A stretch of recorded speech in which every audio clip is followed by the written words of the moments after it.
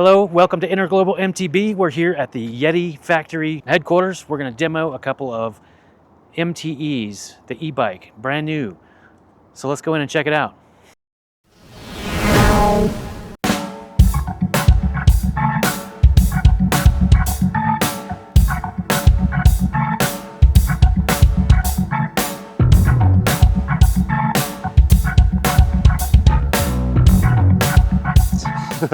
So Michael likes to have his shifting backwards. Because I'm a proper racer. So you're backwards. It's GP shifting for motorcycles. We've had this conversation. Do you want to flip your brakes too? And what is your preference on shifting down or up? I like harder gears up, easier gears down. That's how I always think about it. So, What are the differences between the new bike and the outgoing bike? sure. Yeah, we got our LTE here. It's replacing our 160E. Engineering team kind of nailed it with the linkage system on the 160E. So really we have an upgraded drive unit on this. We're using the Bosch Performance CX on this. Max power 750 watts, 100 Newton meters of torque. We've updated the geo slightly, a little bit longer wheelbase, a little bit more front center on this bike here. And then also we've kind of revised our linkage, although it's the same 6-bar system, some difference in bearing placement, things like that, just to ensure that the rear end is perfectly aligned and a smooth system there. Yeah, and Greg's about to take this out and give it a rip, so excited to hear what he thinks about it. It's going to be fun. We're going to hit some really good trails. Which one are we hitting? Maryland Mountain and Virginia Canyon, so 2 Colorado favorites around here, so yeah. Should be fun. Let's do it.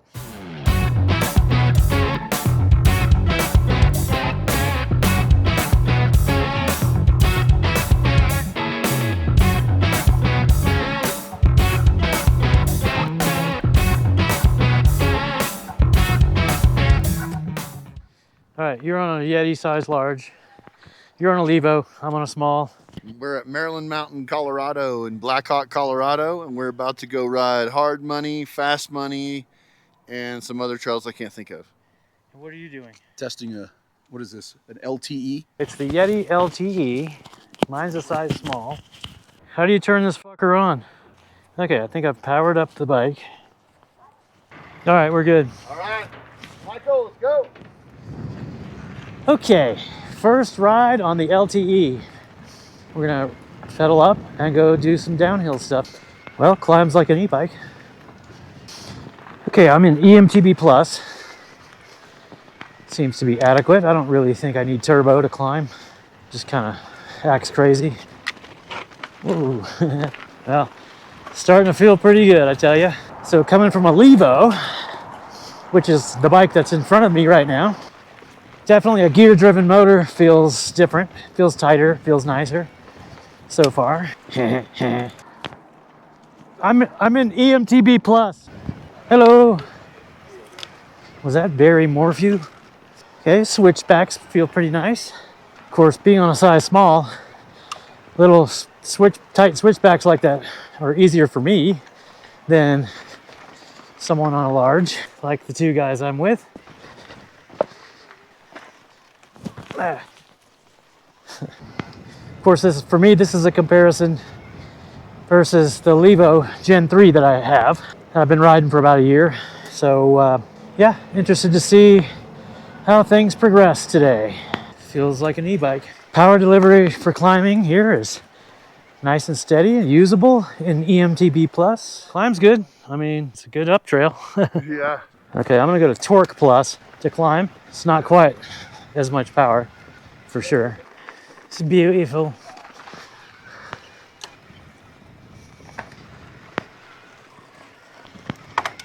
Hello. Hello. Didn't try to pick a line there. A line picked me. Climbing good, climbing good. Handles good on the switchies.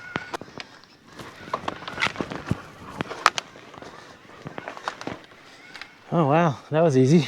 That was a pretty techie climb, and it just went right up the thing. Yeah, it's just rotting right up.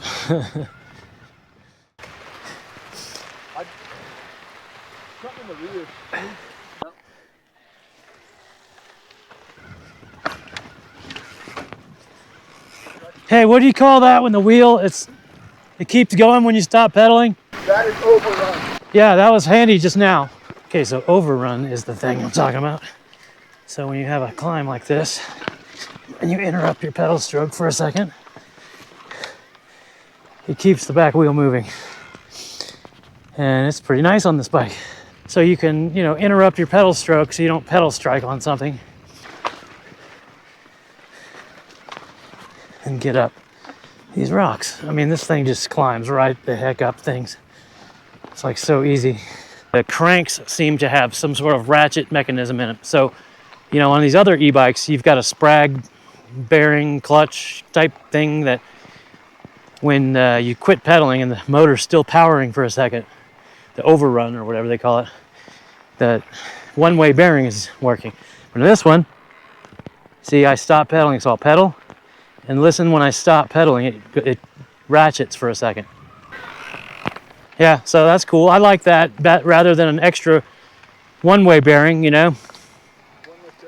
Yep, one less failure point. All right, cool. So we're gonna do Blackhawk Fast Money. Let's watch him go down.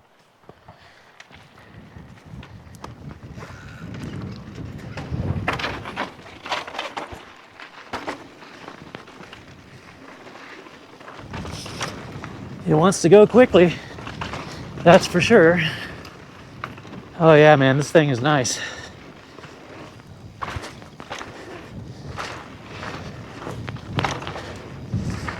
Man, it just picks up speed. Sheesh. Says, okay, I'm ready to go fast.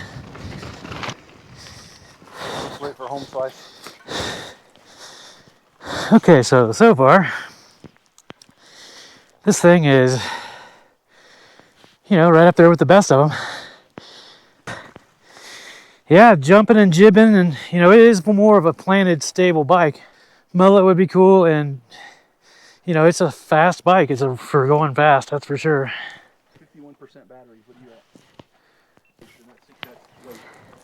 you at? All right, here's a serious business trail.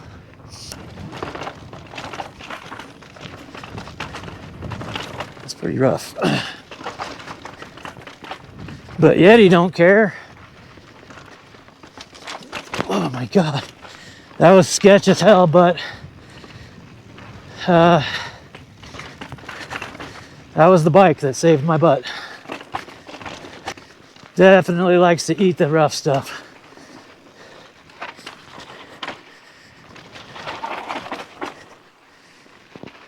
Definitely likes eating.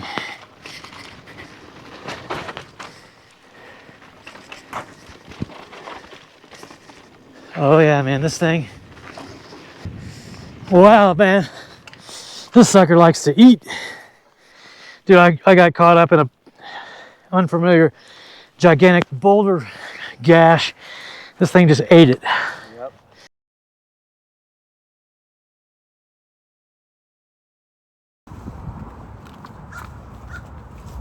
All right, spot number 2. Where are we at now? Virginia Canyon. Virginia Canyon. Virginia Canyon, Colorado, or in Idaho Springs, Colorado. And we're gonna go up and do another trail now. Let's go.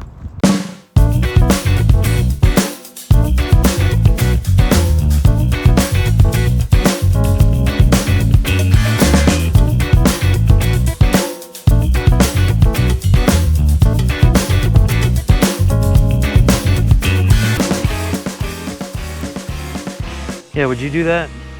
No, not today. Yeah, today is not my day. Otherwise, I'd do it tomorrow. Yeah. Okay, we are at 8,700 and something feet. We climbed up from, and I'll put it in the video here. And the boys are hanging tough. We just made it up all this elevation, and we're gonna fly down drop shaft. So we made it up to 8,736 feet. And I'm at 42% battery. You're at what? 23. He's at 23%, and you know we've climbed a good few thousand feet. I'll put it right here, and So that's battery life. There's plenty other videos out there, people doing the battery test, so go watch that. But you got a rider that's 170 pounds and a rider that's 230 pounds. So 60-pound net difference, and I burned 13% more than you. No, 17% more than you. There you go. There you have it. But okay, so now we're gonna descend the bikes back to the car because we got to get back to Yeti because it's getting late and we got planes to catch.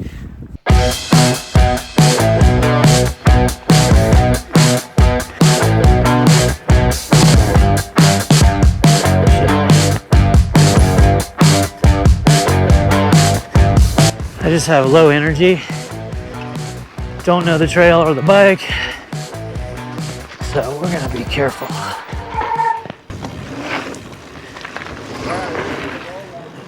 A little black squirrel.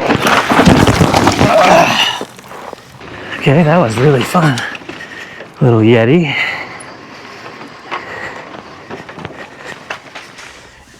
Oh my gosh, we're in Houston all of a sudden. What happened to Colorado? It's October now. Yeah. It's almost November. Correct. And it's hot AF. Yes.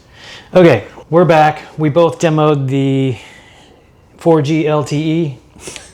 Can you just say it the normal way? We both demoed the LTE. We did the demo. I had just sold one bike and someone said, hey, I want to buy your Levo. And it just worked out. And I said, you know what, send it. So I had this bike sent to the shop and we got it. It's a small, and I've mulletized it as well. The mullet chip flipped and mullet wheels on it. And it's a little snappier, I think, on the handling. It was great. And Michael here has an SB160E. And now that you've ridden both of them, let's hear what you got to say about it. I elected to upgrade my motor to EP801. So you're used to the EP801. Yeah. And when you jumped on the Bosch Gen 5, what'd you think about that? I'm working with 600 watts and 85 Newton meters of power. And it is obvious that the Bosch motor is much stronger. It's much snappier, it's much stronger. I would agree. Come on, Lulu. Hey, Lulu. The new bike is a little bit longer. The wheelbase is a little bit longer. The stack is higher.